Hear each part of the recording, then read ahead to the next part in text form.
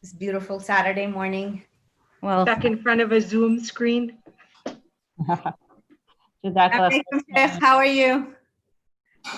You need to come closer. We can't see you. Imam. Me? Yeah. Okay. Beautiful Saturday morning. Well, back in front of a Zoom screen. So the YouTube live link how are you? is started as well. Let's see. You need to come. Are we starting? So we had over 25 kids registered. Let's just give it 1 or 2 minutes. They kind of trickle on.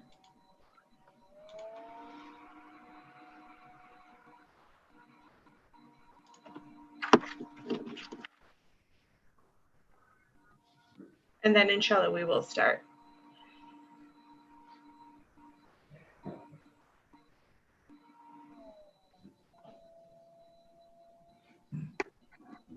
Sadi, can you drop the live link over here and I'll share that as well? Yes.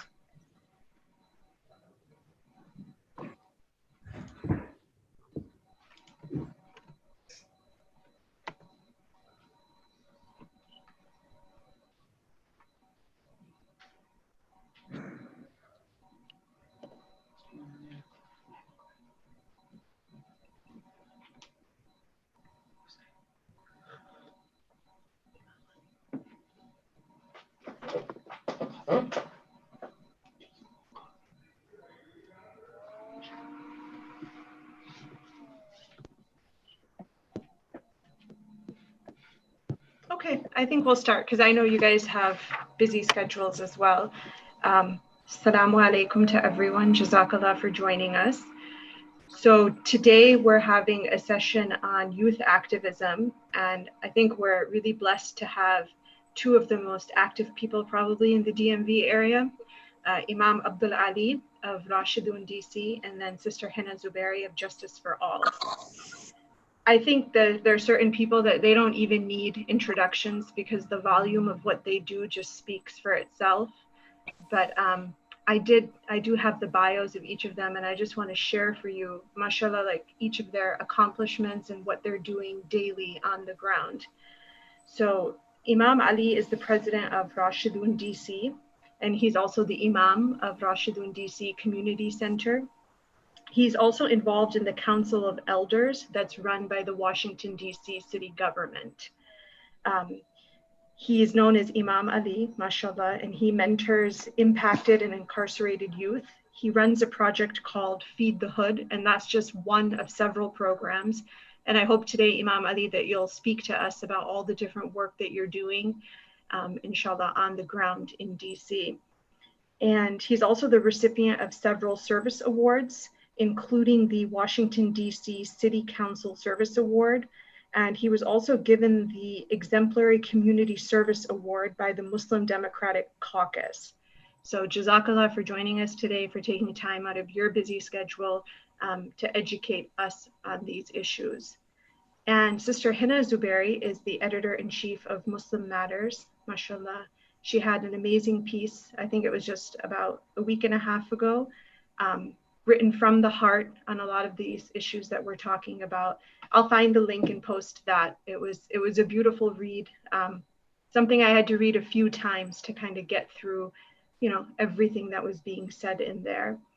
She also leads the DC office for Justice for All. It's a task force focusing on the genocide of the Rohingya people and also a campaign to free the Uyghur people that are incarcerated in camps in China.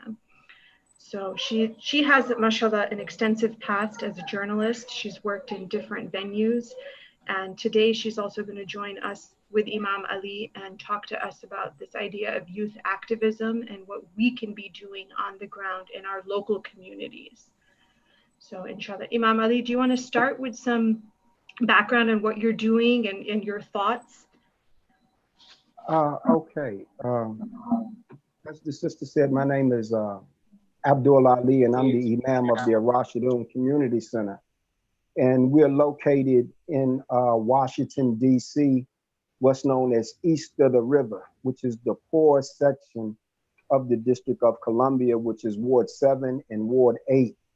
which is northeast, far northeast and far southeast Washington, D.C. And our center is in like the heart of the public housing areas. And what we do, we serve the senior citizen building. We have 2 senior citizen buildings that we serve. We have 3 public housing areas that we serve. And then we serve the general community where we live at.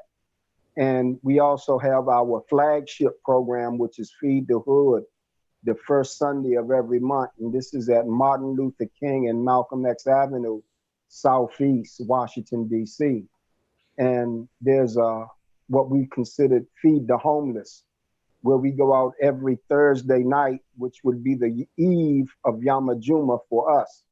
We go out every Thursday night and we try to look out for the homeless people that live down the street from the White House and around the corner from the Capitol on K Street, Washington, D.C., which is in Northwest. And of course, you know, we have, during the summer months, we have 100-man Monday night, where we try to get 100 men together and we just go out and we walk through all of the troubled neighborhoods in Washington, D.C. That's in all the wards, let's say Northwest, Southwest, Southeast, and Northeast.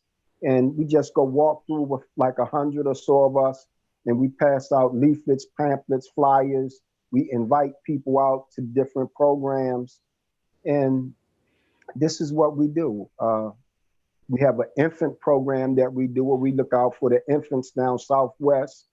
And of course, you know, our motto is infant to senior, and everyone in between, we catch them. And, you know, what we have to do is you have to remember that the angels are the guardians of the heavens and the Muslims are the guardians of the earth. And Allah intended for everyone to have a certain way of life. And the only way that life is going to get to those people is that we're going to have to do it, the Muslims. We're going to have to show the people exactly what it is that Allah intended for them to have by way of our example of dealing with the people. And when we do this, we have to look to the Quran and the Sunnah and the Sirah of Prophet Muhammad for our guidance and our direction. Inshallah, we'll talk about that in a few. Jazakallah. So Hina, on the flip side, how did you get involved in what you're doing and what is the core of what you work on? And I know you've worked closely with Imam Ali at Rashidun as well. Yes, this is my Imam, Alhamdulillah. So as far as advocacy or activism, so I wanted to let, sort of give the young youth over here a little bit of background about the different sort of activism, like how to, so there's advocacy, there's organizing, there's, activism. Why is this?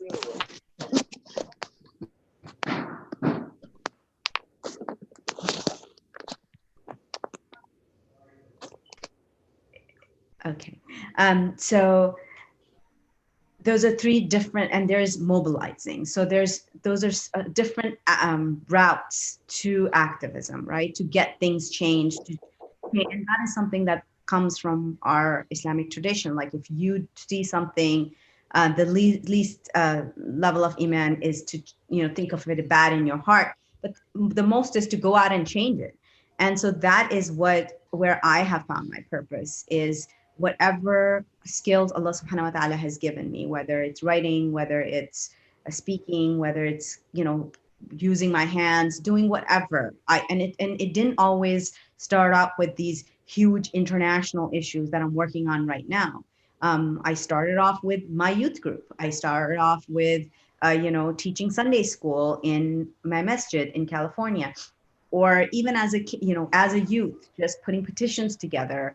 I remember I used to be really, really passionate about the environment. And so I had my whole school take an oath on, being more environmentally conscious. So it can start at any point in your life. It's never too early and it's never too late.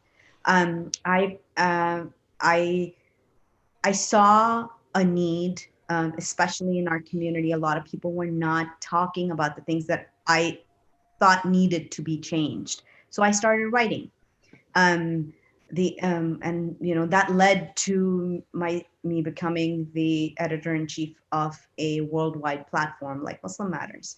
Um, Even in Washington, D.C., I felt like there was a big disconnect between our suburban masjid and our inner city masajid. So that was one of, even there, we used to do, Los Angeles has the largest population of homeless people in the entire world in one block. Like literally, you go there, Skid Row. I mean, it's 52 blocks, but it's called a block because literally it's you would think that you were in a war zone if you saw Skid Row. And this is underneath like Hollywood, like the richest county, the richest city in the world, and the amount of homeless people there. So that's when I got involved with working with homeless, and we realized that we, even in our small little town, we had a homeless shelter in our town, and there were men. And I remember asking people, and people would be like, oh, if you need something to send for the floods for Pakistan, come to me. Oh, if you need something for Bangladesh, come to me. But nobody wanted to help out the people that were in our own backyard. So this was like around 20 years ago, and it was it and that was something that I was like, okay, I don't like this. I'm going to change. So if no one else is with me, it's okay. I'm going to just take me and my kids and just go there. And alhamdulillah, when you start going, then you start building ties and you start meeting people and you start meeting other people who are doing the same kind of work. Over there, I met people there was a Muslima sister who was, she would be collecting things for homeless women because they needed things for hygiene kits. So that's what she would do, and she would just gather the stuff and bring it downtown. Just so that taught me the power of one person. You don't have to have this entire huge organization behind you. You do not have to have your masjid board members signatures on the thing. That you can start something even on your own. But as I move further on in my journey, I do realize that we don't also need to reinvent the wheel.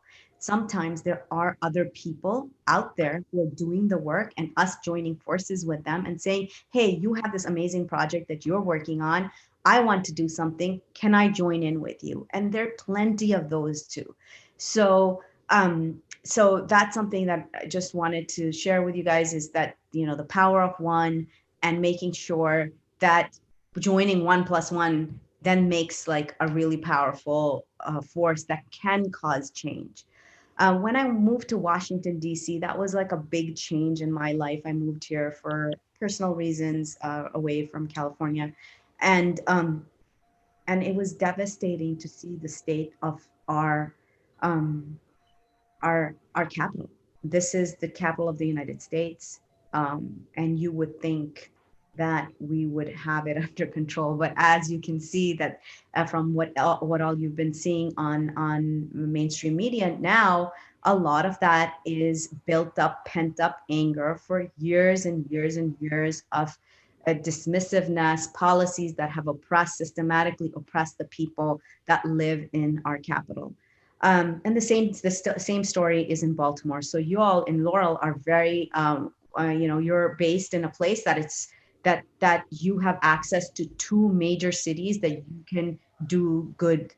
You can do good in Baltimore. You can do good in DC. And from that, alhamdulillah. So currently, what I'm doing right now, I work for a human rights organization.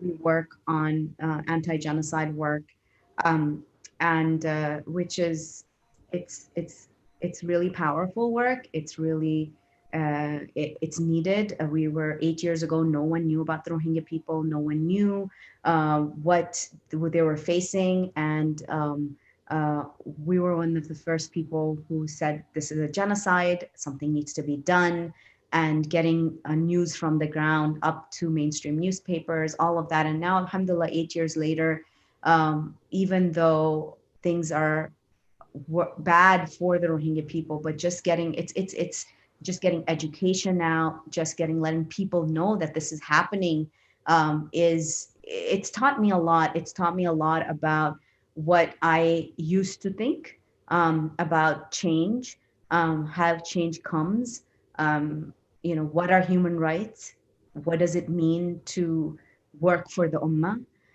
So alhamdulillah, but that's my personal journey in in that amount of time. But I can say this, that all these working on international issues, it has to start at home. It has to start with our own backyards.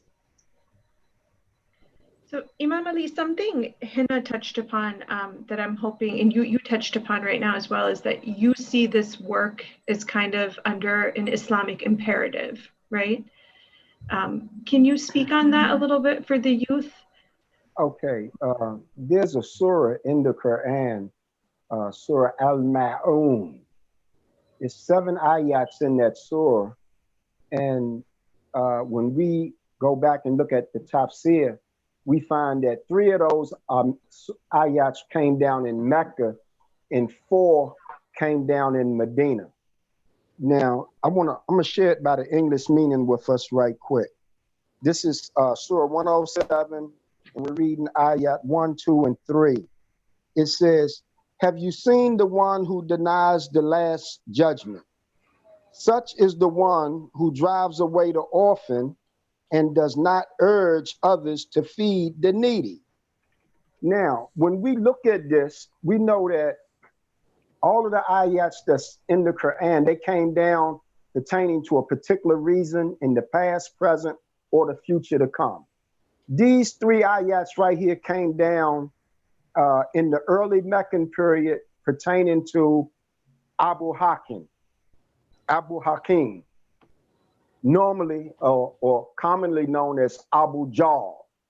The Prophet sallallahu alaihi wasallam said he is not the father of wisdom, he is the father of ignorance. Now, something happened that made these ayats come down. It was a young orphan boy, and Abu Jahl became the guardian of his estate. So the young guy, he was dressed in rags and he was hungry, and Abu Jahl refused to give him anything. So the leadership of Mecca, they told the young boy mockingly, "Go to this man Muhammad. He will get your rights for you."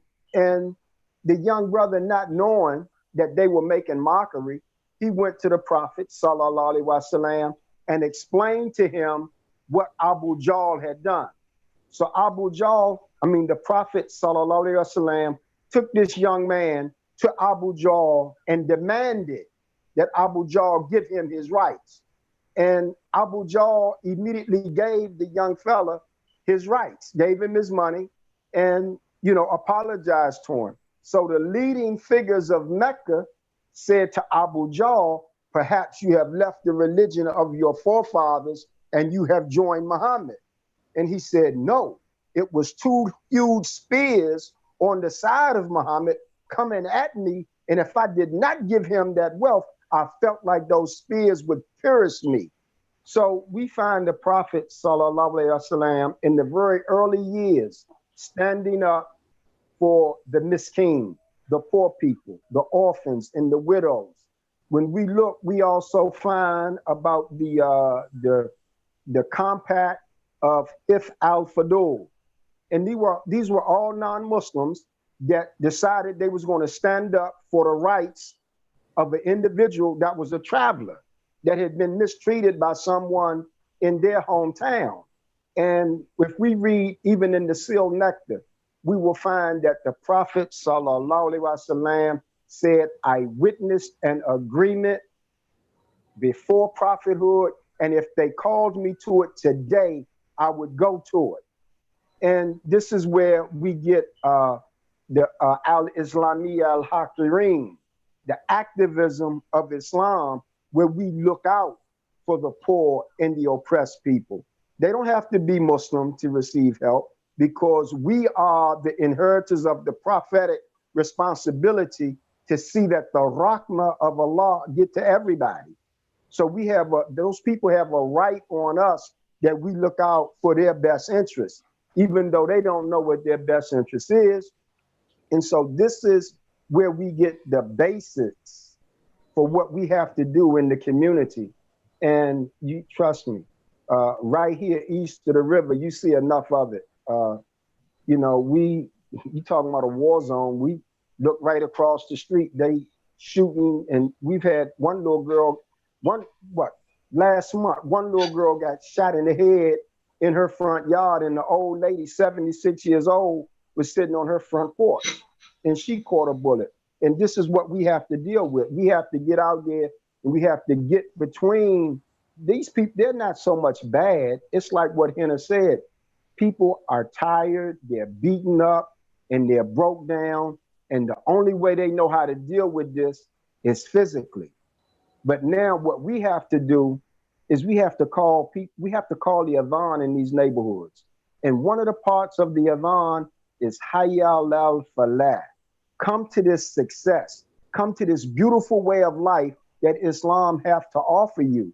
And when we are out there in the night, sometime, Henna tell you, we out there 2, 3 o'clock in the morning, especially during the summer nights. And we out there, right out there ducking bullets along with some of them other people because they don't have no regard. When somebody drive through, and trust me, I've been in 3 drive-bys as an innocent victim. Those bullets don't have no names on it. You have to know how to hit the ground and get out the way. But what I'm saying is we have to take Islam out there in these communities, and people have to see Islam alive.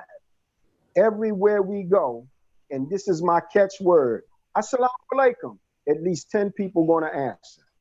You know, and they not practicing nothing. I could tell you some stories, but we got the children online that it's just not cool, right? But you know, we have to go out there, and these people have to know one thing, that we are not afraid of them. You dig what I'm saying? They have to know that we are genuinely on their side.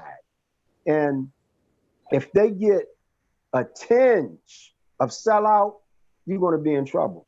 I've seen people out there that we've actually had to save them because, okay, man, you out here faking, man, and we need help, and you out here playing with our life like that. And we have actually had to save people's lives out there in that street, especially, you know, 1, 2 o'clock in the morning.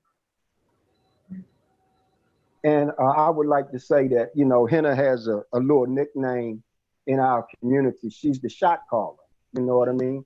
She's one of the ones that can actually call a shot in the community, and people will actually listen to what she say because they respect her as a Muslima in the community.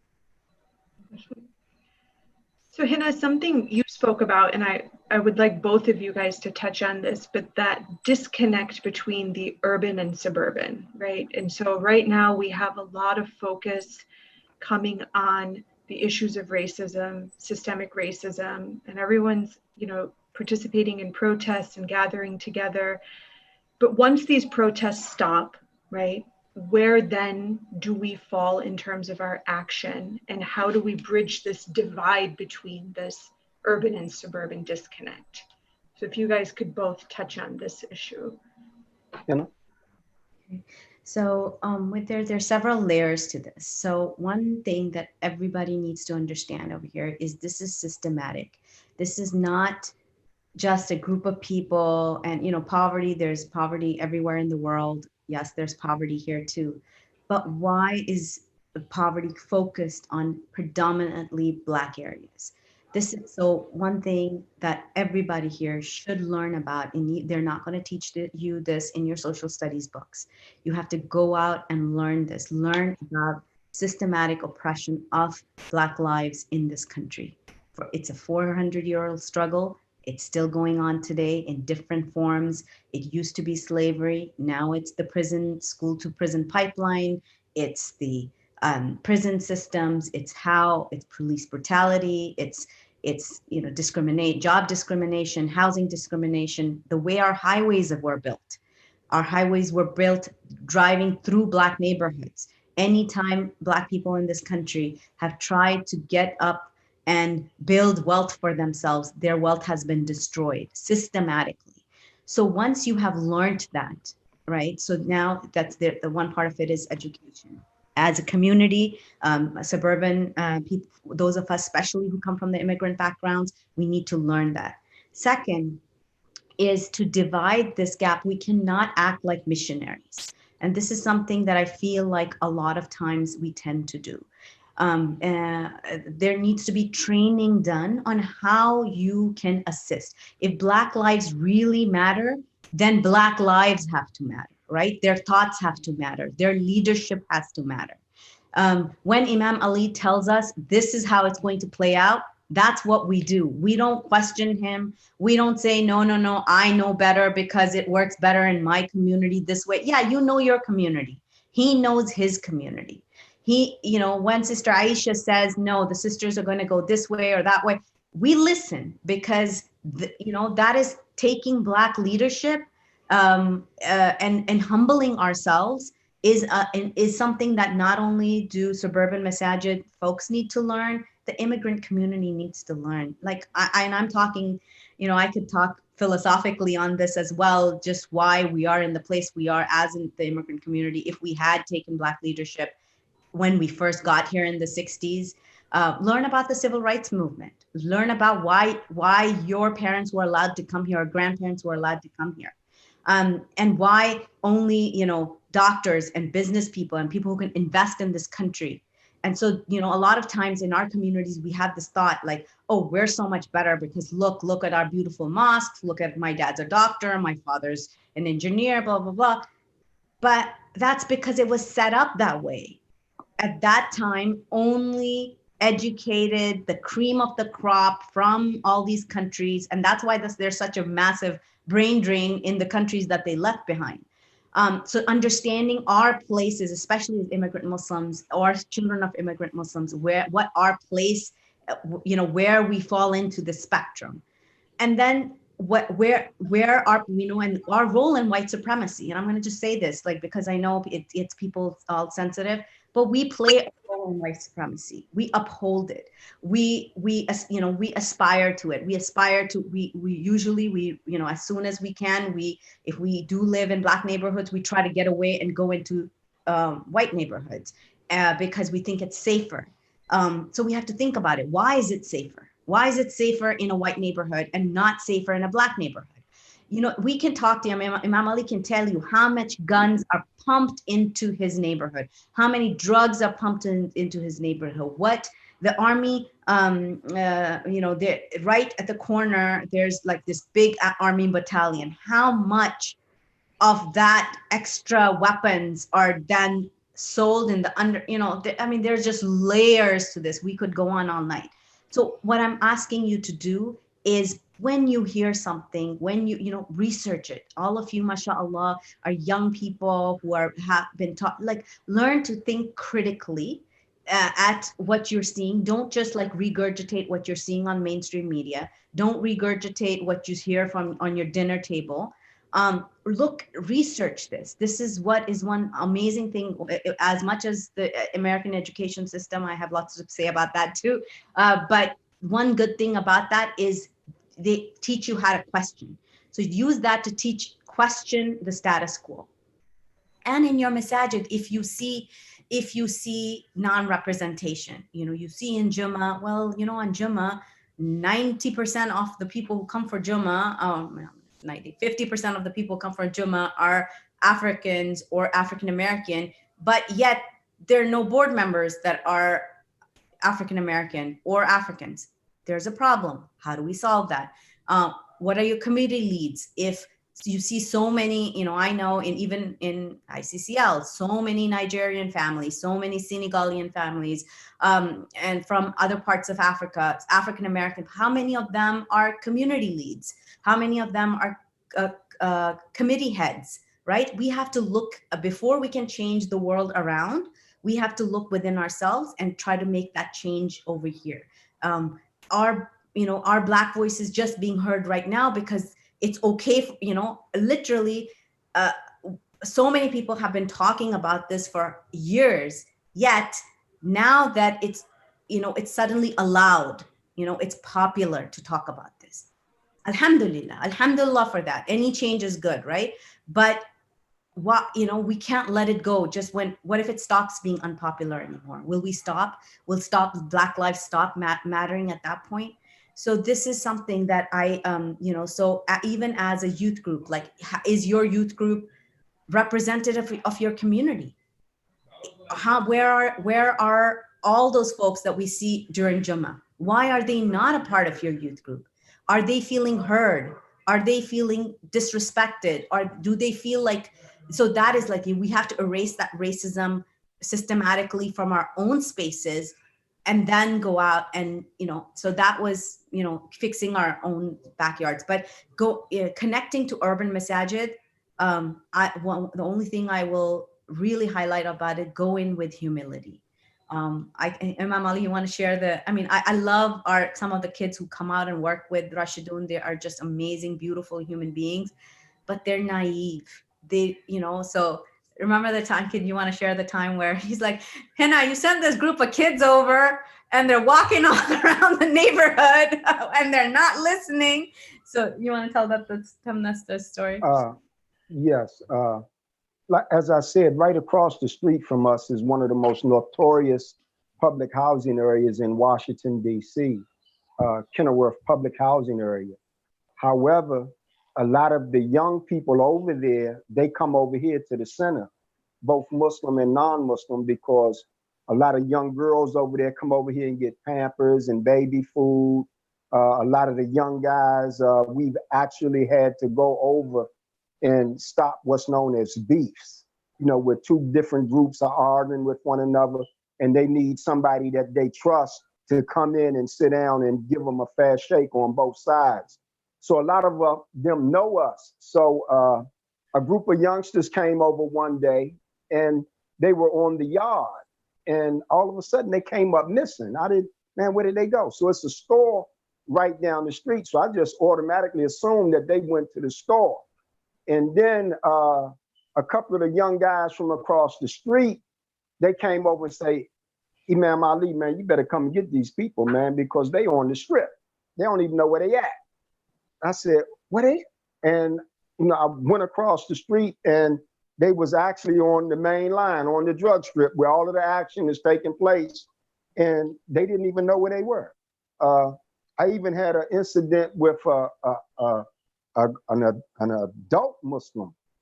He was supposed to meet me somewhere and he pulled out his camera and he automatically started taking pictures. And somebody from the neighborhood approached him and said, man, what you doing with that camera up here? And he said the magic word, I'm up here to see Imam Ali.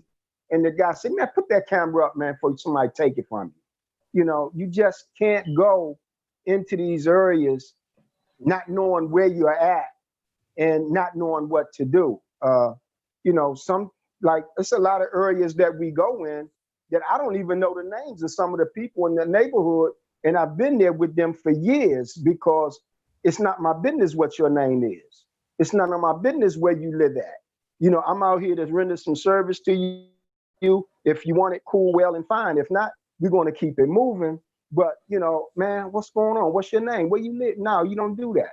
If they offer that voluntarily, then that's cool. And even when we're out making videos, one of the things that we have to remember, if somebody said, man, don't take my picture. Okay, it's a reason they don't want their picture taken. For example, I would say the mass majority of the shelters here in Washington, D.C., you cannot get in them without an ID card. Once you give them your ID and they take that picture of that ID, they scan it. And if you come up with a warrant, they're under obligation to call the marshals. So they'll give you a room, but they'll call the marshals and tell the marshals that you're there. Now, I'm out there taking pictures and the marshals watching social media and they see you in this particular area. Now they know what area to look for you in. So this is why we have to be careful when we're out there, especially with taking pictures. You know, some things we can intervene in, and some things, man, we have to get away from. And you know, they'll tell us, quick, man, this bigger than you, man. Okay, I understand. That means that's something that I can't intervene with, and stepping into that is to step into their world. And one of the things that, yes? And being respectful, because it's not, you're doing this for Allah's sake, not to post a selfie look on Facebook, on your Instagram or TikTok, that, hey, I'm here helping these poor people out. That's not, we really need to check ourselves if we're ever doing that. So go ahead. Sorry. One of the ayat, I think it's ayat 5 in that same surah, it talks about those that do kindly deeds to be seen of men. And so this is one of the things that we try not to do, is to ruin our intent. But what we still need to do, we need to visualize it for the world to see it. Like when we was under the bridges and we were saying, look at this nightlife in Washington, D.C. on K Street, right down the street from the United States Capitol. Look how these people are living. So many people called us, so many people, man, where were you at? I said, we like right down the street from the Capitol, Union Station. And the Capitol is across the street from Union Station. So people need to actually see what's going on in these neighborhoods, but us in there with these cameras, with these phones, we have to be very careful. And then it's even to the point where I was myself, and I'm like from the neighborhood, and the dude said, Imam Ali, I need you to move over a little bit. I said, man, what's going on? He said, man, you're standing on top of my stash. He don't have his drug package on him. He has it laying there on the ground. And now I done pulled up beside his drug package, and I'm just standing there. And if the police come up and they catch me by that package, that's my package. So he's like, man, you need to move from right there because that's where my stash at. So it's a lot that goes on in these neighborhoods. You just can't go up in there and think you're going to be accepted. What you have to have is you have to have a pass. And sometimes the way you get your pass, like, we got, Rashidun got its pass behind the fact that I grew up in this neighborhood. A lot of their fathers and their uncles and their mothers know me. And then I'm always in the neighborhood every day. This is no joke. Every day we're in 2-3 of these public housing areas and we just hanging out. Man, what's going on, man? Ain't nothing, man. We hanging out. Like, for example, we have one public housing area every day at 12 o'clock, they make congregational salat. I'm talking about around the clock. It don't make no difference if it coming at 1 or if it coming at 1:30. At 12 o'clock, all of them are going to come out and make congregational Dhuhr salat. And we've talked to them about it, but it's like, man, look, this is what we do, man, and we ain't going to change it. Okay, man, roll with what you got, man. But I'm letting you know, when 1 o'clock comes, you got to make Dhuhr salat. And you'd be surprised some of the stuff that you would see, that a lot of them are Muslim, but nobody never taught them nothing about Islam. It's like somebody gave them a shahada at 10 o'clock and dropped them off at 10:15, and they had to spend the rest of their life with that little small talk that you gave them when you gave them that shahada. And we, Rashidun Community Center, this is what's known as a non-territorial masjid. Anybody can come here. We have had, there's a brother that I run with by the name of Abdul Kareem Muhammad. And he and we have had some of the most notorious dudes from Washington, D.C. downstairs in this basement of this masjid on the Musalla area crying real tears. Man, I forgot how to pray. I can't pray no more. This was one of the last ones we had in here. And he is one of the most notorious dudes in his neighborhood. But he took a shahada and he never learned how to really pray.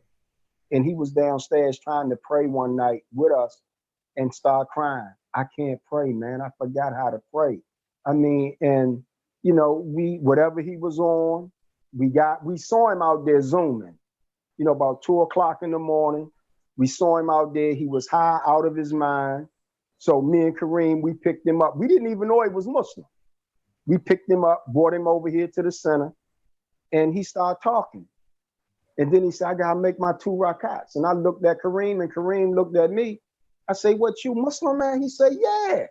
I said, why you ain't say nothing? He said, man, because I ain't want y'all to know I was Muslim acting like that. And then he tried to pray and he broke out in the I said, man, leave him alone. You all right, man? What's wrong? Man, I can't pray. I can't pray. I forgot how to pray.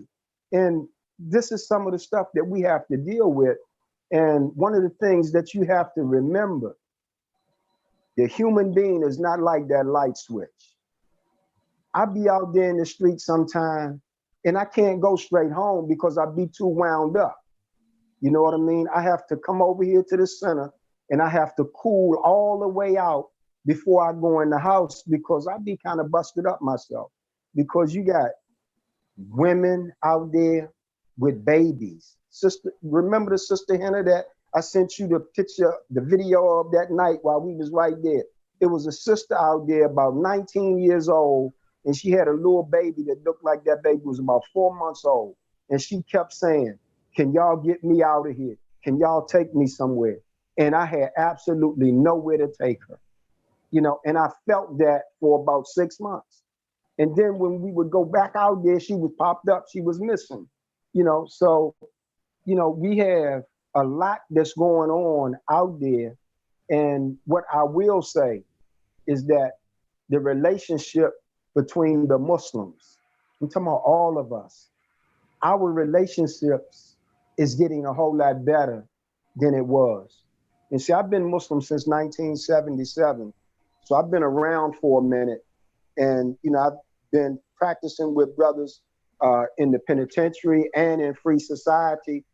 And we're getting a whole lot better than we were. Because at one time it was real rough. I remember a time when they wouldn't even stand beside us and pray. You know, we would have to pray in a certain little area or a small little spot in the back of the masjid because people wouldn't line up with us. I had actually had to reach over and grab some of them and pull them beside me in the salat, you know, but it's not like that now. It's getting better. It's not as good as it's going to get. I mean, it's not as good as it need to get, but we are not where we was at one time. Alhamdulillah, Rabbil Alameen for that.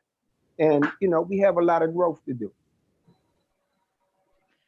Imam Ali, something you're touching upon, and I think it's, and we do have one question in the chat. Do you want to address that first and then we can come back? What is the question? I saw it, but I don't, I think it was addressed to Henna. No, it's actually a young girl, Hanan, and she's asking, how can we address racism and even just plain ignorance in our own families in a respectful way? Okay, this is, so we have two terms inside Islam, shirk al-shu'ulahiyya, which is tribalism, and shirk as-sabiyya, which is racism and tribalism. And what we have to do is we have to look in the Sunnah as to how to kind of clear this up a little bit. Where are we at? Okay. Ubadah ibn Kathir reported from a woman from among them called Fasila, who said, I heard my father say, I asked Rasulullah sallallahu alaihi wasallam, Ya Rasulullah sallallahu alaihi wasallam, is it asabiya, racism, or tribalism that a man love his own people? He said no, but al-asabiya is that a man helps his people in dhalim, oppression and wrongdoing. So, you know, it's not wrong to love your own people, to take a stand with your own people. When we look at Ibn Abbas talking about neighbors, he drew a circle and he said, your immediate concern is 40 houses in each direction in this circle. So our immediate neighborhood, our immediate community have a right on us to look out for the best interest of that community. However, we do not have the right to transgress the bounds in violating somebody else's rights in looking out for our own people. And when we take it a step further, we have Tawheed al-Muttaba, the fact that we follow the the Prophet sallallahu alaihi wasallam, that we follow his mode and his way of doing things. And when we look at him, the Prophet sallallahu alaihi wasallam loved everybody. He loved everybody to the line where Allah said, your love for them stop. Even the lady that was throwing the dirt on him when he would walk to the path of prayer. When she passed away, he was concerned. Where is she at? I don't know. Where's she at? And this is what we have to do. We have to learn that we are a Jamaat that makes up the worldwide ummah of Muhammad sallallahu alaihi wasallam. All of us are on the same team. We're all Muslims. My shahada is no better than your shahada. Your shahada is no better than my shahada. The only thing that is better is all of you act in a race toward all that is good. What makes you better than somebody is how many good deeds you do. Not your bloodline, not your tribal line, not your family line. How many good deeds are you doing? How many people are you helping? The Prophet sallallahu alaihi wasallam says that the people are the dependents of Allah. The best of people in the sight of Allah are those that are better to his people, those that serve the people that Allah subhanahu wa ta'ala has put down here, which is a ticket for us into the Jannah. What we do to aid and assist other people, yeah, we get a blessing out of it. They get a blessing out of it. But where are we going? Hayya alal falah, the best of this world and the next world. And one of the things that, I don't have a lot of problems with a lot of people, even though when I see them doing stuff, okay, this ain't got nothing to do with Islam. I'm gonna give you a pass on that because I know you don't know any better, but I'm gonna pull you on the side and I'm gonna talk to you. And this is one of the things that we can't do. We can't talk to each other. Someone saying something? Oh, No, we sorry, can't talk. We can't talk to each other because we are afraid to address each other as brothers and sisters. And one of the things that I do, okay, you got a shahada under your belt, you Muslim. Right or wrong, you Muslim, and I have a right to say something to you about the right that you do and the wrong that you do. And trust me, I'm gonna execute my rights. And not saying that we're gonna violate anybody, but sometimes we have to be pulled up, time out. That's not cool.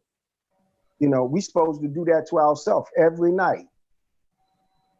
You cannot do that. What you did was not cool. And I talk to myself all the time. My wife asks me, what's wrong with you? What's going on over there? Ain't nothing, I'm talking to myself. But you answering, you say, yeah, because I need answers to my questions. And this is what we have to do. We have to communicate with each other better. We really have to do that. And I have some brothers that are in the suburban area, and I'm talking about we tight. I even have brothers that's over there in Pakistan that I met in the federal penitentiary. I have brothers over there in I don't even know where Ali Chandia is, but that's my main man. If he came today, it's hug on the neck wherever I meet him at. We cool. And I met him in the federal penitentiary, but the relationship that we have, shahada to shahada, that has given us a brotherhood that is tighter than me and some of my other brothers that are blood brothers in my family, but you have to start with that shahada. That shahada, it has certain rights that cannot be violated by you or me or any other Muslim. If we measure up shahada to shahada, a lot of the problems are going to go away. Sadia, I'd like to address this question. Yes. Okay, so some of these conversations, especially as we're having them within our families, are extremely uncomfortable. And they'll be hard. They will be hard, and especially for younger people, because there is this, we're taught to respect our elders, to, listen to our elders, whether it's our grandparents or our parents. But sometimes our grandparents and parents can say wrong things, and they can be a part of the problem instead of being part of the solution. and they might be really, really good people otherwise. So one thing I want all of you to understand is we have to separate racism from a morality issue. Because a lot of people, when you say something, hey, that was racist, right? They take that as an attack on their own character. Instead, so we have to realize really good people, really nice people, really generous people. Someone may drop $10,000 on and feeding the poor people, feeding poor people, but still hold racist ideologies in their heart, because this is from shaitan. This comes from and it comes from the world that's been built around us, right? Like the system that has been built around us. So what I have found in my own journey to this, because I've had these conversations with family members, and we're continuing to have them today. I just got a call from one of my sister-in-laws the other day. Her eyes are like opening. She's taking this seriously, and now she's having conversations with people she's close to, and she was in tears. She's like, I can't understand, how can someone I love so much hold this much, how can they hold these views? And it hurts her to see someone that they love hold these views. So at that point, you don't break the ties of kinship, right? But you do correct them. Just like if someone was lying, right? You would correct them. Even if it was someone older and you heard them saying something that wasn't truthful, how would you deal with that situation? It's tough. It's uncomfortable. It's like, that's your dad or that's your uncle. And you say that, when you get on that high horse and start acting like you're better than them, that is when another layer comes in. And then it doesn't become about the problem. It becomes about you being younger and that person being older, right? So you have to come from a place of love and come from a place of respect and say, this is what you just said, even though you may not realize it, helps in oppressing Black people. It's just, calling names. This is something that is, that's an easy one, because that's like, okay, in Islam, we're not allowed to do that anyways. So that's an easy one. Other things, I'd love if you guys can put that in the chat, what you sometimes might hear that you're like, oh my God, that was so racist. When we say Black Lives Matter and people say, oh, well, Palestinian lives matter, or Muslim lives matter, or they'll say all lives matter. And they don't understand why that is not acceptable to say that. So then you can explain to them that this is a movement specifically to assist the people of this land who have been brought in, enslaved, and have been oppressed for the past 400 years. So if I say save Rohingya, no one comes up to me and says, no, sister Hina, don't say save Rohingya, say save Syria, or go say save Brazilian forests, or whatever. They don't say that because they understand the Rohingyan struggle. They understand that they were facing a genocide, and they understand that we have to save the Rohingya. But yet when I come in and say Black Lives Matter, people say, oh no, all lives matter. No, we're not talking about all lives. We're talking about the people of this, what's happening currently right now in the United States, as well as other places. Black Lives Matter, like if you look at Basra, what Black Iraqis are going through, or you look in other places in the world where you wouldn't even, did you guys know that there were Black Pakistanis? They're called the Shidi people. People don't even know about them. Like, how is it that they've been totally wiped out from the history about Pakistani people, right? So this is something. So I get your question, because that's something, but it's difficult. But we need to consistently, have those conversations until they change their behavior. That's how you're going to bring change. Assalamu alaikum. I didn't get a chance to give salams to you, Sister Anna, but it's nice to hear from you, alhamdulillah. One thing I wanted to say is that, this is our second program that we've done with our youth on this topic, and we started a couple weeks ago with Ustad Dabri and Lana Mikhail Smith, and they quickly made a point that this is not a topic that we're going to be able to intellectually grasp all of the aspects of it. And, you know, we shouldn't delay action until we fully understand everything intellectually. And there was a strong recommendation to reach out to you guys at Washington, D.C. for that one particular reason. And that is to move from just having an intellectual conversation to more action. And I think both of you guys can, you know, give us some insight here on that. And there's even a person in the chat that mentioned how our youth can volunteer. But I think, Imam Ali, if you could, you know, maybe tell us some of the projects that you guys are looking for help on at Rashidun DC, that would be great. And then also, Sasana, I think you would also be able to provide a great insight in terms of, you know, where do our communities start, you know, being predominantly, well, I don't want to say predominantly, but, you know, looking at the Indo-Pak community, because I have a lot of family members, as you were mentioned, that are starting to have conversations now. And they kind of all come back to a question where they say, well, I don't know where to help, but I do want to help. So I guess you can start, Imam Ali. Okay. Let's look at this term for a minute. Inside of Islam, we talk about fiqh a lot of times. There's a term in the fiqh language, it's called fiqh ul-waqiyah, the current understandings of the times that you're living in and how to apply Islam to solutions to those problems. It's called fiqh ul-waqiyah. Now, when myself right here in Washington, D.C., you know, I had to take a look at what was happening in our communities.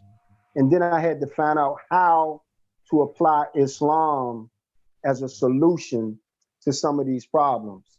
So, you know, I have to rely very heavy on the Quran and the Sunnah, but the Sirah, I have to look at how to execute it. How did the Prophet, he received this ayah, the Hadith is explaining it to me, but the Sirah shows me how to actually execute it in the community that I live in. And one of the things that we have to look at is the people in our community, right? They want a way out, but they don't know how to get out. Almost everybody that we deal with out there in the street, first thing that, man, can you give me a job? What is it that you can do to help me get out of this area? I want to leave now, but you know, I don't have nowhere to go. I don't want to be out here selling drugs. I don't want to be out here.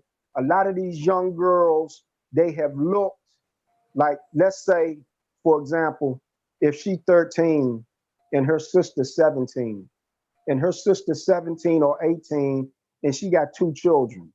That means that little girl is 13 years old, raised that first baby.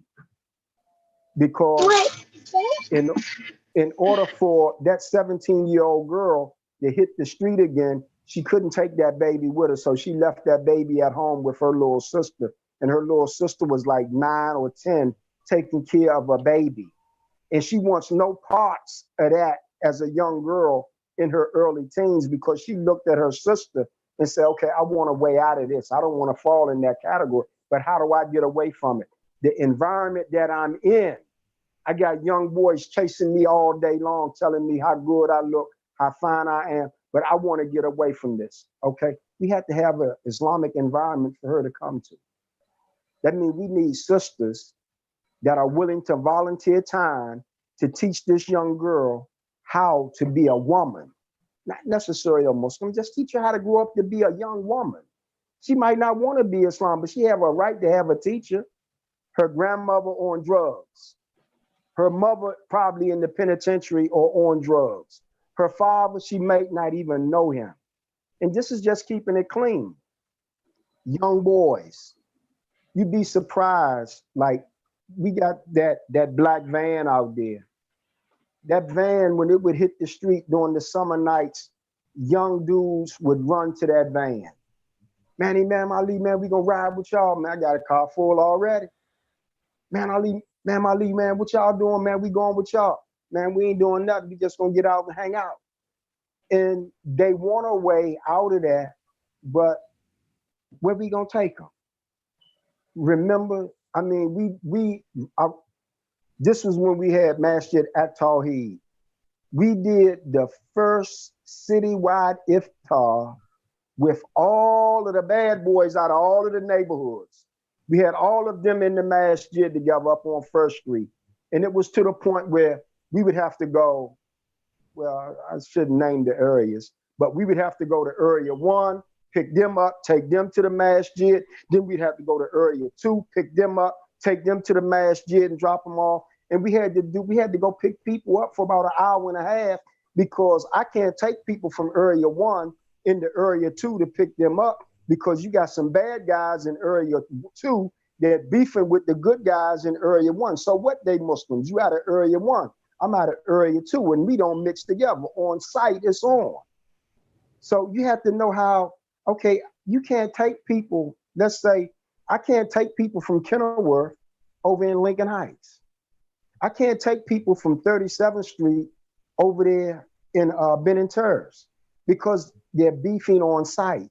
But what happens when you got Muslims in all of these areas and we want to bring them to the masjid, but we got to go pick them up one at a time, because they can't be seen with other guys from other areas by people in the neighborhood that they live with. So yeah, we need volunteers. Sometimes we just need people to go pick people up. We need people to teach people how to read and write.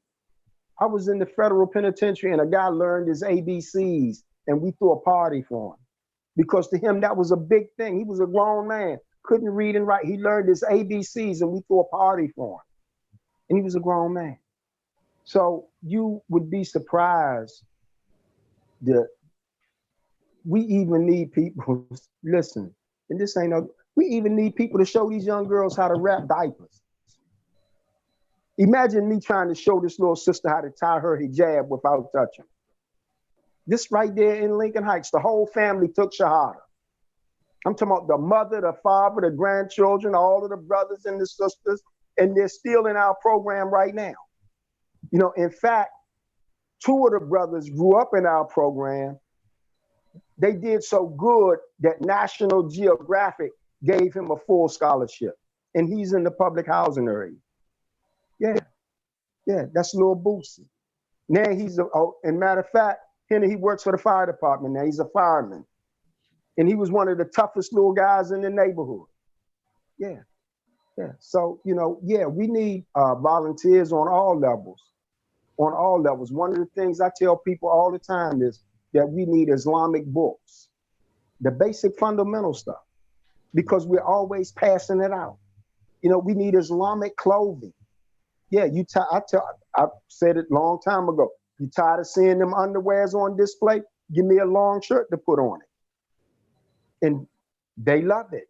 Stuff that we take for granted, kufi, stuff that we take for granted, we love it. This is a badge of honor. I'm a Muslim now. I don't have to be out here in this neighborhood. You know, at one time, Rashidun used to be the main hangout spot. I mean, you would have thought that this was Thug Life Center of America, because all of the tough dudes used to hang out here. We even had listen, and people don't forget this. We even had a couple to move on the parking lot. I came to the center one day and they had a tent on the backyard, then climbed the fence and moved in. And we didn't put them off the property. We left them there. You didn't forget them, did you, Hannah? They just said, hey, man, we don't have nowhere to stay, and the masjid belonged to everybody, and they moved on the parking lot. So these are some of the things that we go through here in the inner city, and just keeping it clean. This building too small for the things that we're doing now. We've outgrown it. We've really, really outgrown this building right here, but strategically, we can't leave because people know where we at. You know, my wife, 2 o'clock in the morning, somebody calling me. Man, Ali, I need help. Man, look, man, I'm at home in a bit. Man, Ali, I say, I need help. Okay, I got to go out the house to go save somebody's life. You know, this is what we are confronted with. It's a life and death situation. you know, on a lot of different levels. You know, somebody don't have no food in their house at all. This is one of the things that we can't imagine. Like the imam, man, my partner, man, out there at ICCP, he gave us bedroom set, a dining room set. It's right across the street, literally right across the street from the masjid. When we took that dining room table in that house, people were sitting on milk crates in there eating dinner. And the little baby ran up and said, "Ooh, a table." So it's the small things that we do, the things that we, you know, okay, we got some new furniture, we don't need this no more. But to some other people, man, that's all they got. You know, we actually, I mean, this happened over in one of the public housing areas in far southeast. The little girl came to the table, she was pregnant, and she wasn't getting nothing. I said, "No, load it up." I said, "Don't worry about it, we're gonna carry it for you." She said, "I can't carry it." When we carried that stuff to the house, I'm talking about downstairs in that living unit, I was like, man, it's a shame that people living like this. They had nothing in there but a TV sitting on a crate with the old coat hanger hanging on the TV for the antenna, and an old lady sitting at a table in the kitchen. And that was it.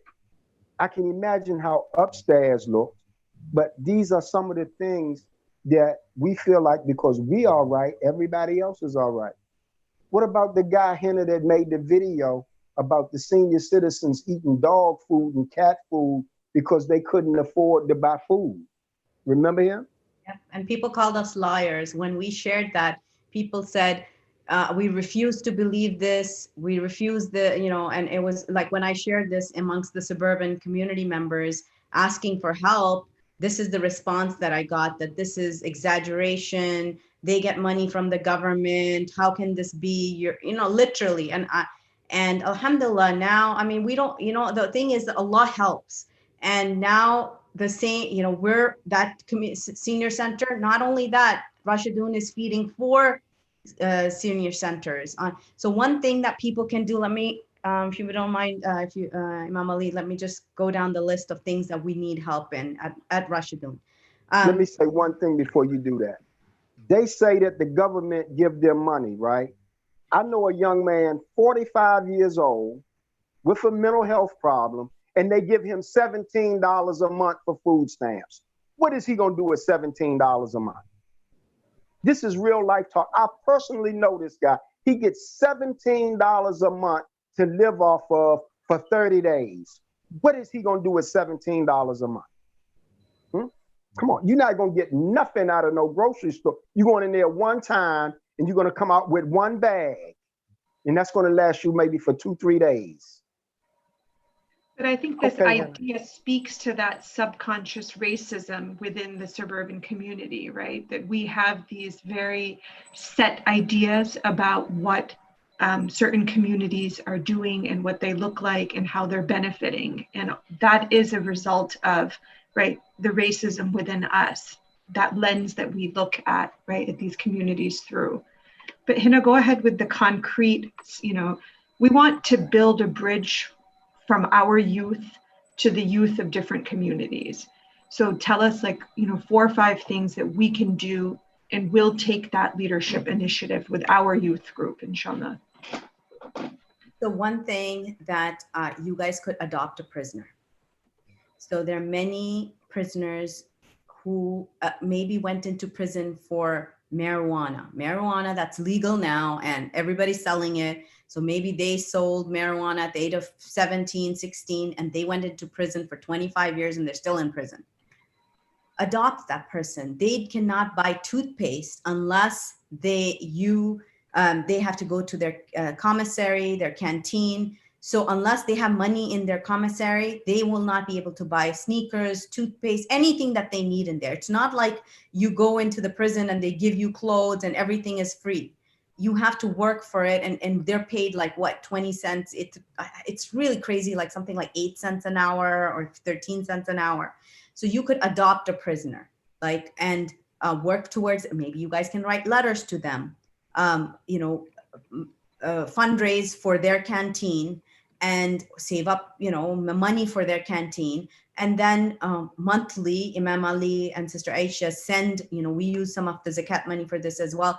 We send it to them to fill up their canteen so they can buy books, they can, they can, and so, and if you, we need to stop thinking of them as these horrible people who killed people and that's why they're in these prisons, right? They, a lot of, as you understand systematic oppression, you'll realize how these people are being put into prison for little petty crimes that no one else in the world gets put into prison for. Like nowhere in the world, if you smoked a joint of marijuana, are you going to be put into prison? But here in the United States, that's what used to happen and continues to happen.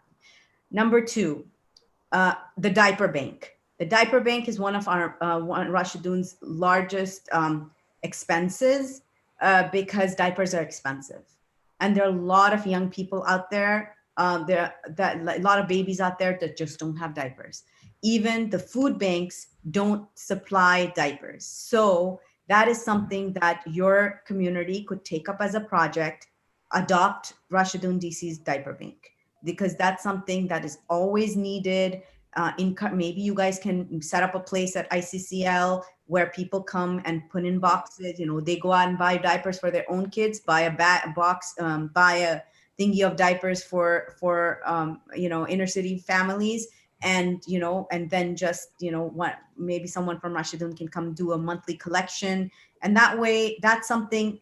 Then that's one load off of Imam Ali's head, that he doesn't have to think about going and buying diapers. He doesn't have to think about collecting them. He doesn't have to do any of that, right? So another thing is, if one could volunteer every month, sit down on the phone with Imam Ali, interview him for all the activities that took place that month, collect pictures from him, put it on a Google Doc, and email it to me. You would make our lives so much easier. Then we could get the monthly newsletter out to the community that we never get to do because both of us are so busy actually doing work, or other people, even like the other brothers, sisters who are responsible. So all you would need to do is, we just need one person once a month, set a date, call up Imam Ali and say, how many senior citizens did we visit? How many, people like to see numbers. Our donors like to see numbers, which is unfortunate, but that's the way the world works. So if one person could offer to do that, and put it all in a Google Doc and send it over, and that way we can get it out on our newsletter. Other things, Feed the Hood. So Feed the Hood occurs once a month. You all could make packets in your own communities, but all of these are kind of like Band-Aid solutions, but still it can be done. Collect toothpaste, things like that, that would go in the hygiene packets, that would go in. Imam Ali, what else is needed? We have a food pantry there. That is something that definitely needs to be replenished every month. You all can go out and buy the stuff. I know that feels better, but honestly, if you just raise the funds for it and maybe give it to Sister Sadia, and then like they can go to a food bank, or they can go to Restaurant Depot, and then the money that you raise, maybe you raise $200 a month, right? And that could buy much more than each of us just going and buying $1 worth, like buying a can. So that's something that you guys could work out. Imam Ali, how many of the Feed the Hoods are already taken up? I know we have other communities. ICM does one, ICCP does one, but do we have any Sundays available for the ICCL community? If in fact what we want to do Feed the Hood twice a month now. We're going to go up on King Avenue, but we want to go down on Minnesota and Benton Road, right there in Northeast. We want to set up down there. So we're going to do twice a month when things open back up. But let me send this out there. These are some of the things that we're trying to move towards in our program. We want to talk about career building, connecting to workforce, financial intelligence, financial investments, health and fitness. We're looking for a substance abuse instructor. We have mental health problems, home ownership, and we have a lot of veterans. There are a lot of veterans that are Muslim that do not go over to that VA program that they have for Muslims over there because they feel uncomfortable. And they do have a program over at the VA for Muslim vets, but I know quite a few that are out here on the street that say they don't go there because they don't like, it's like that military thing all over again. I'm still in it, So we need a program for the vets, and a lot of them, you find them right there at St. Elizabeth Shelter over on Martin Luther King Avenue. It's a lot of them over there, and they just hang out in their own little world of destruction, and they have actually fought for some of the liberties that some of the American people enjoy, but they have been forgotten now. And I'm talking about these are Black, white, and Hispanic guys that are over there living in this shelter that are vets that feel 100% neglected. And some of them are Muslim, and we have the world is out there. But one of the things but it's more than one of the things, like the hygiene kits for the homeless people. We always run out. The hygiene kits and the snack kits. If somebody, we get 60 hygiene kits and 60 snack kits to run together. Okay, that's like basically once we do the 3 bridges down there by K Street, we finish with that. But we still have the people that's right there by the shelter that can't go in the shelter, 25, 30 people. Then we have the people right there that's in Tent City on Pennsylvania Avenue. That's another 10 or 15, 20 people. Then you have down there by 8th and H, you got 30 people out there all night long. We can just name areas where the homeless people are at that when they see us, they run to the truck to try to get in line first, because they know that, okay, if they run out, I don't want them to run out on me. So, hygiene kits, snack kits, we can always use baby food. This is that baby food in the jar. You have to remember that we have to keep that moving because we can't allow it to sit around. So baby food, hygiene kits, Pampers, dry goods, canned goods, even down, they got halal meats in cans now. They got that halal chicken, halal corned beef, halal turkey, stuff that we can take and pass out to the people. And this is one of the things that I always invite people out to, that same center where they were feeding off of dog food and cat food. We brought the brothers from Adams Center, ICM, up there, and they fed them a hot meal. And you can ask them the response that they got from those people, and it was like, y'all gonna serve us? We don't, no, just sit still, mama, we got you. And trust me, just because you are right, don't mean everybody else all right. And this is a true deal. That I have seen things and been in places that and I consider myself a seasoned criminal. Stuff shouldn't move me, but it really moved me. Some of the things that I've seen because I grew up in these areas. I know 2 things. I know how to be a good Muslim and I know how to be a serious criminal. And I chose to be a good Muslim. But me being a good Muslim, Allah sent me right back into that same area that I came from. This masjid right here, I literally grew up in this neighborhood. This is where I grew up. I left Dallinger's Hospital in 1955 and came straight to this area and I've been here all my life. I lived in this neighborhood 19 straight years before I went to the penitentiary and came home right back to this same neighborhood. A lot of the young girls out there, a lot of the young brothers out there, I get my past from their uncles and their fathers and their grandparents. Now, he a good dude. I know him. I know him from in jail. I know him from in the street. He's always been stand up. If you got him in your corner, you got a fair person to deal with. And, you know, so anybody, I say this to anybody, when the city opens back up, if you want to come and get down with what we doing, come on out. If we not doing nothing that day, you can just ride around in the car with me and get a good idea of day-to-day life of Imam Ali, because we're going to hit that neighborhood every day. And it's not, can I just tell you guys, even though you hear about the drugs and the guns, it is, okay, right. I take my kids there. I'll take my sister there. I take all my loved ones there. It is so safe. It's like a cocoon of safety. The entire neighborhood would come down and protect Rashidun, DC, rather than have anybody be harmed there.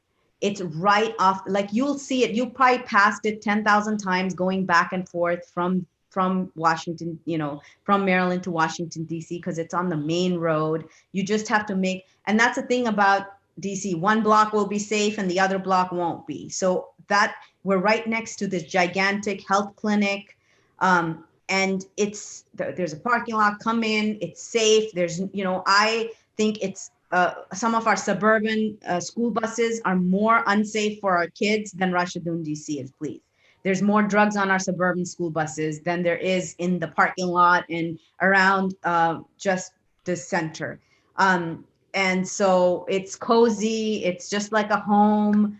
Come on in, come drop, you know, like when some people say, oh, can, you know, come and drop stuff off. Come and meet people who are there, you know, and we used to have a community dinner when things were open, and, you know, people would love to come and meet the community, sit with the community, talk to them, learn about them, because these are human brothers and sisters. They're not some like, oh, someone that I'm just going to drop a box of diapers for and I fulfill my duty to them, right?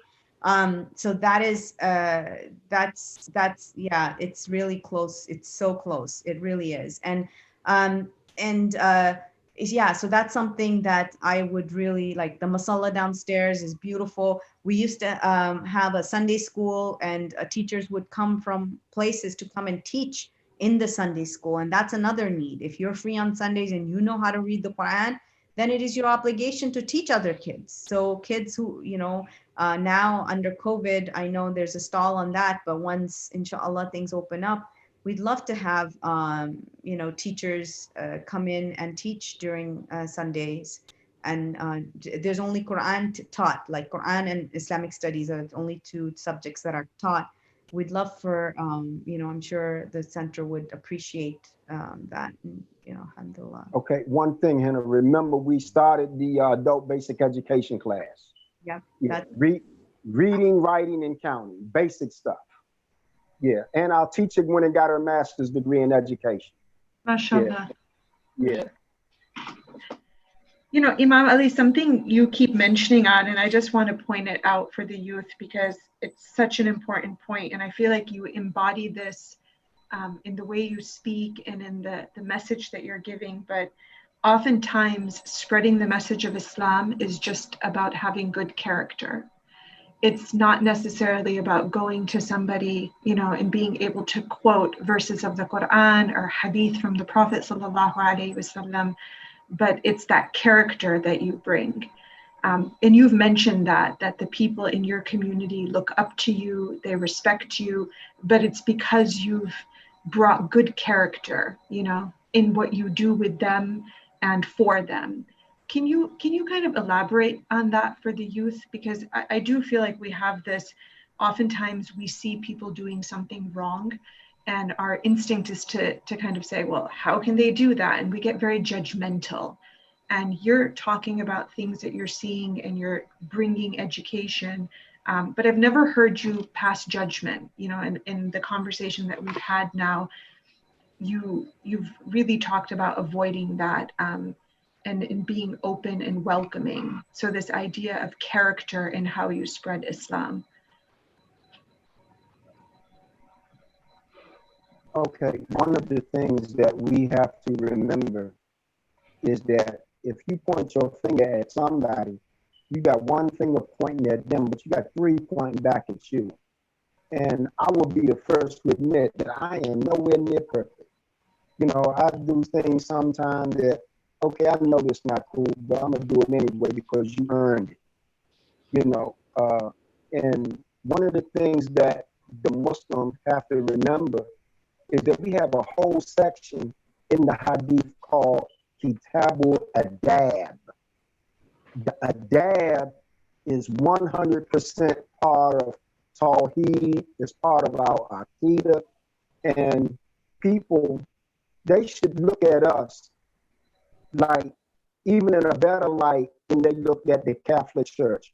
People would send their children to Catholic school because they heard that the Catholic Church are giving out a good education, right? But people should look at us and say, oh, that ain't Islam. Well, how you know this ain't Islam? Because that ain't what Sister Henna do. Sister Henna Muslim, and that right there ain't Islam. They should look at our character and be able to make a judgment call of what is right and what is wrong. The Prophet Sallallahu Alaihi Wasallam, a lot of the people that were converted to Islam, they were converted just by watching him and how he did things. Remember, the man came into the community and he just stood around and watched. And he said, I want to be like him. And they said, who is he? Oh, that is Muhammad the Prophet. That is not who I was expecting. They was expecting something else based on the image that, let's say, the media gave the Prophet Sallallahu Alaihi Wasallam at that particular time. But when people would see him, they would see the exact opposite. And this is what we have to be. We have to be the walking Quran and the Sunnah in the neighborhood for people to see. People are not going to read the Quran and the Sunnah. They're going to read us. They're going to see our actions and our deeds way before they get to the Quran and the Sunnah. And it's one thing that I wanted to say something about that Henna made mention of about the people in the neighborhood and their protection of us. One day, you know, it's a building next door to us and they don't have a fence. And a guy sit over there and died on those back steps. So when I came to work to the center the next day, the police had the area taped off, but they allowed me to pull into the parking lot on the back of the center. And the young guys across the street saw the police talking to me back there in the alley.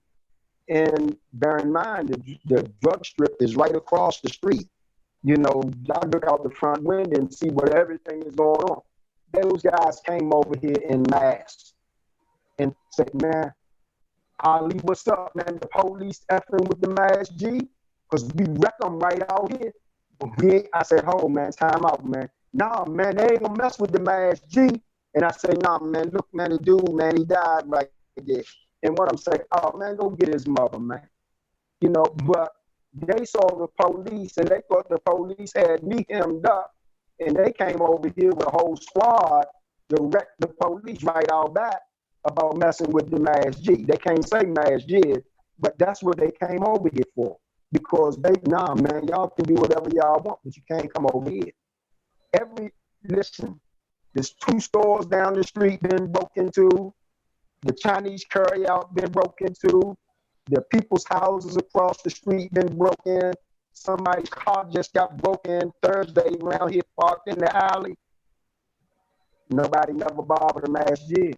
They don't bother us because they know, hey man, that's about hands off. That's about help everybody around here. You know, I used to have a crew of them that would come and eat lunch with me every day. The little homeless dudes down there in the alley, I'd fix food and we'd sit right out there on the parking lot and we'd eat food. When we have our programs here on the parking lot, okay, them homeless people right across the street in the alley, hanging by the liquor store, they gonna come through and get something to eat because they know they welcome. So that's one of the problems that we don't have, and the people in the neighborhood are going to shut it down. No, you're not going to ruin this. You got to get away from here with that. We ain't going to smoke no cigarettes around here. We're not going to pull no weed out over here around us. That's even when we're in the neighborhoods, the people respect us to that point. Aisha, my wife, I have literally left her in public housing areas running the table. And all I would say is, hey, man, look, man, help her and lift something up if she got something heavy to pick up. Man, we got her, man. And I left her in Woodland Terrace, one of the most notorious spots in Washington, D.C., by herself on purpose, running the table with all of the food and everything. Nothing never happened. Nobody not going to violate. This is what's going on with the Muslims. That they don't respect us because we Black. They respect us because we Muslims and be in the neighborhood helping out. They respect the Islam that they see. So Imam Ali, one of the attendees is asking, Sister Mariam, that can you please provide guidance on how we can do some of the initiatives that you and Hannah spoke about, but with the restrictions due to COVID? Right now, a lot of our programs have shut down. But what you can do, as soon as they open up to the next level, we're going back into the street.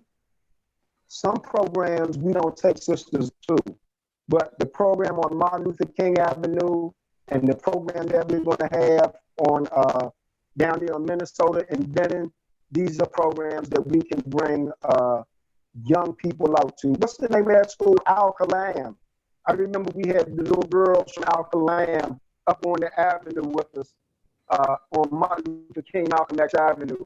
I mean, they had a ball. We had a ball out there. These is a bunch of little girls from the little all-girls school down there in Virginia. And, they came out and those little girls, they collected 500 canned goods in less than 30 days. So this is one of the things you can do. You can have food drives, canned good drives, vegetables, tuna fish, halal canned meats, just little small stuff where you take stuff up and we take it, pass it out to the community. Remember, the warrior that's on the front line and the person that's supplying the warrior on the front line, they both get the same reward, and our reward is Jannah. Inshallah, Allah bless us all to be in there. Ameen. Hannah, is there anything you want to add?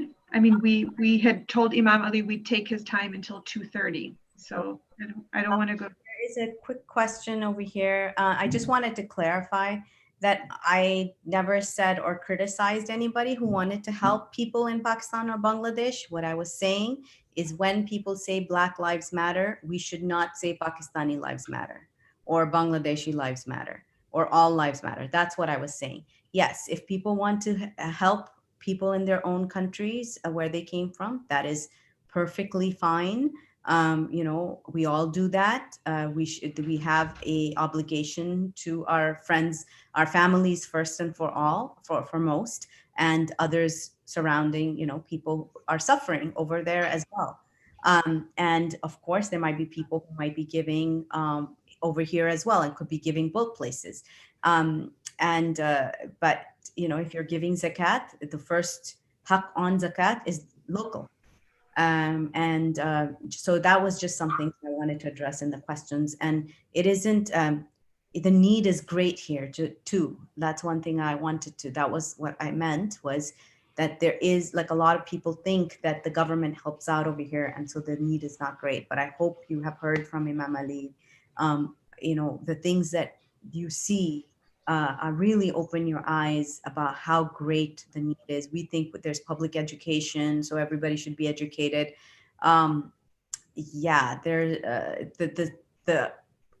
The schools in some of the places in the inner city compared to the schools in the suburbs, there's a world of difference in the sort of books, like just the books falling apart, desks falling apart, tables falling apart.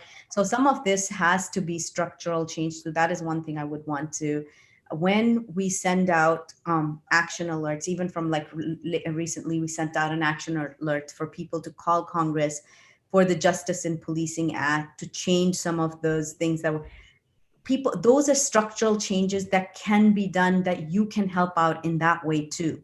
That making that call, not just for when we're calling, you know, alhamdulillah, I get a lot of support when people are calling for Uyghur or Rohingya issues. But when I sent out the call for Justice in Policing Act, I barely got like maybe 27 people who made those calls. And that really hurt my heart. Like that really hurts, because is that not a human? That is the Prophet Muhammad sallallahu alaihi wasallam said, you know, that when the Jewish person's janazah was going by and he got up, and people asked him, why did you get up? And he sallallahu alaihi wasallam said, is that not a Muslim? So anybody can, the youth can make those calls too. No one asks your age.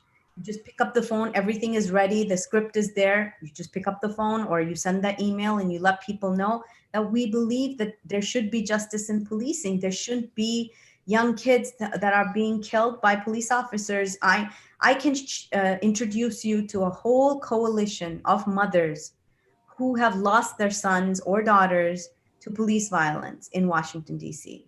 It is, to hear their stories is terrible. And most of these kids weren't doing anything. They were walking down the street. They were sitting in a car.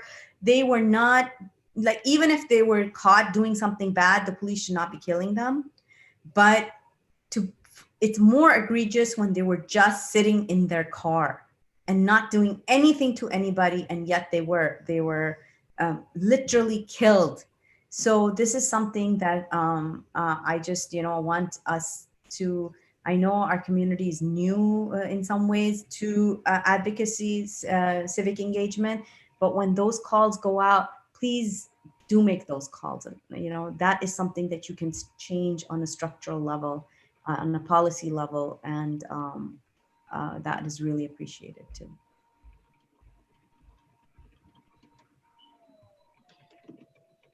Imam Ali, is there anything you'd like to say, I mean, to our community? We'll end in a few minutes, inshallah, but I just want to give you the opportunity to, you know, address us and let us know, you know, any closing thoughts that you may have, inshallah.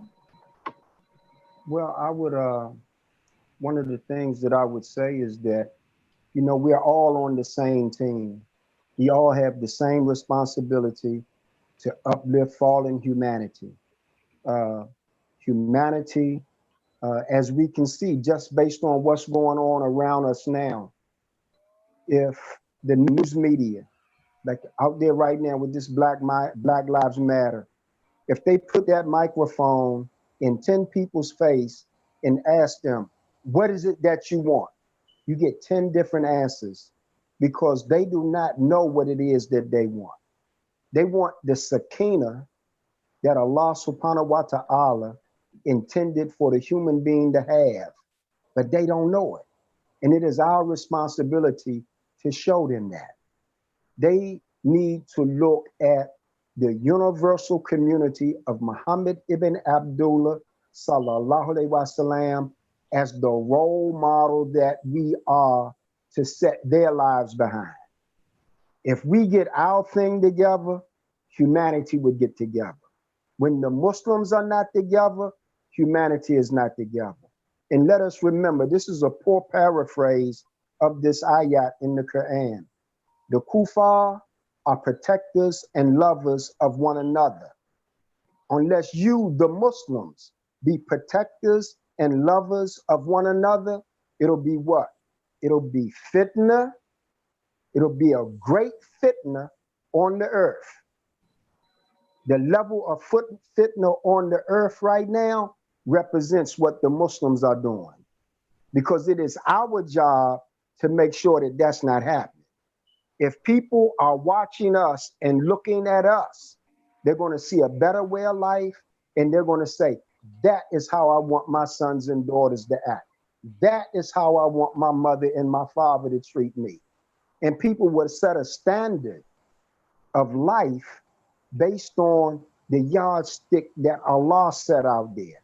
See, the kuffar set a yardstick of standard that was based on exactly what it's doing: destruction and kufarism and just total fitna at the highest degree.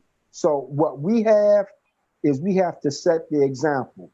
We have to become the trendsetters, and we have to, what's known as, we have to make a paradigm shift in a quantum leap, and we have to take the influence, meaning we have to do it that fast. We have to take the influence of what's happening in the world today, and in 3 years, we might see a better world, you know?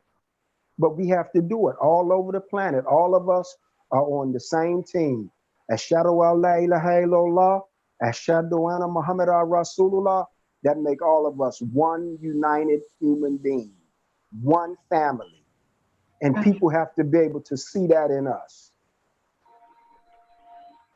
Hina, inshallah, did you have any closing thoughts for us? Jazakallah khair for having us.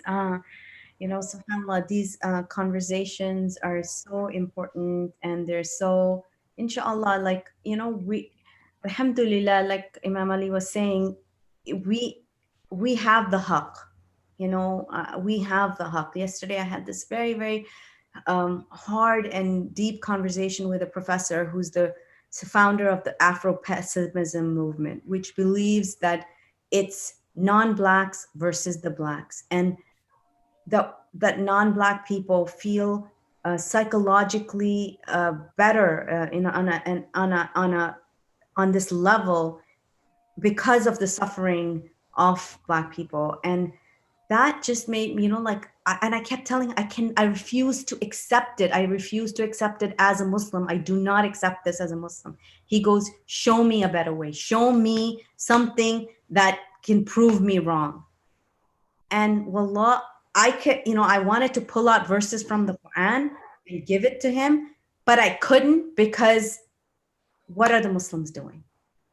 You know, because he's just going to come back to me like, boom, you tell me, where in the Muslim world can I see your Islam, what you're showing to me?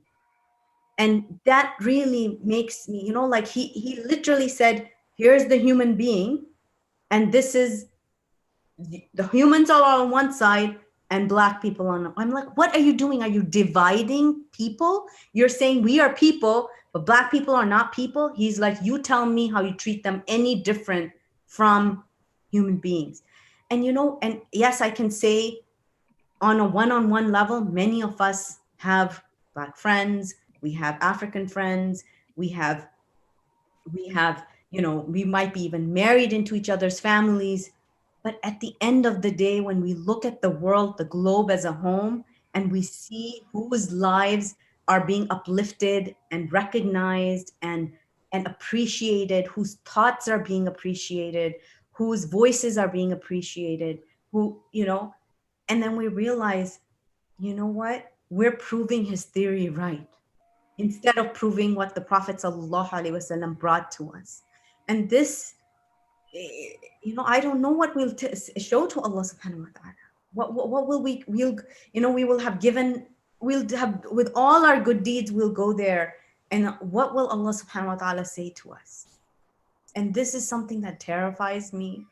And, you know, all you young people over here, you're seeing this, you're seeing what's on the, you, alhamdulillah, you all are being raised in this, you know, you don't have some of that maybe cultural baggage that maybe we had or our grandparents had who came here, who were struggling. They were struggling too. They may have escaped war or oppression or colonialism in their own countries. So all of this, what we're trying to do, what we're, you know, just, you know, I'm going to go back to what I started with. Come in with a sense of humility, with a sense of service for Allah's sake.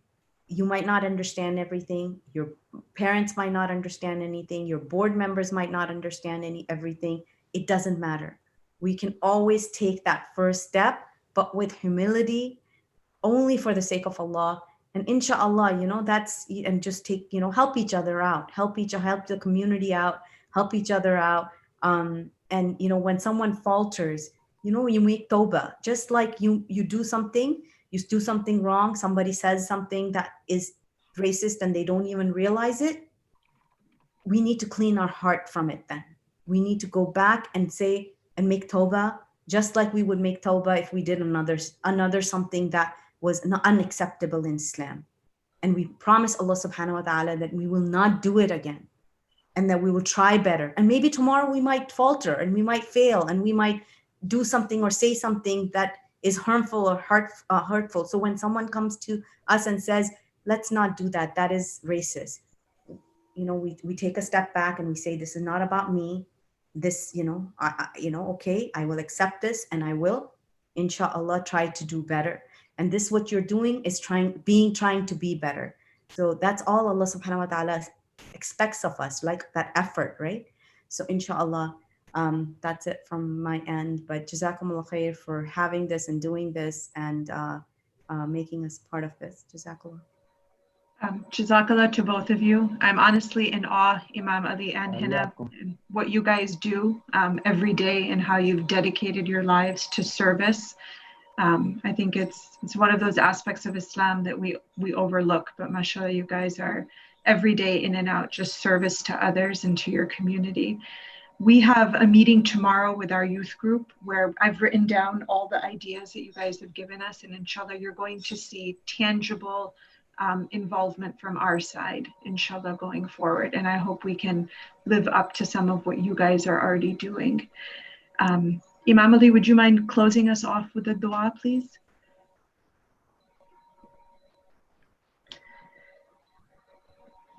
Allahumma rabba Jibril, wa Mikael, wa Israfil, wa Muhammad an-Nabi sallallahu alayhi wa sallam.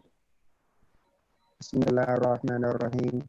ربنا آتنا في الدنيا حسنة وفي الآخرة حسنة وقنا عذاب النار. اللهم صل على محمد وعلى آل محمد صلى الله عليه وسلم. الحمد لله رب العالمين. اللهم آمين. السلام عليكم. وعليكم السلام ورحمة الله.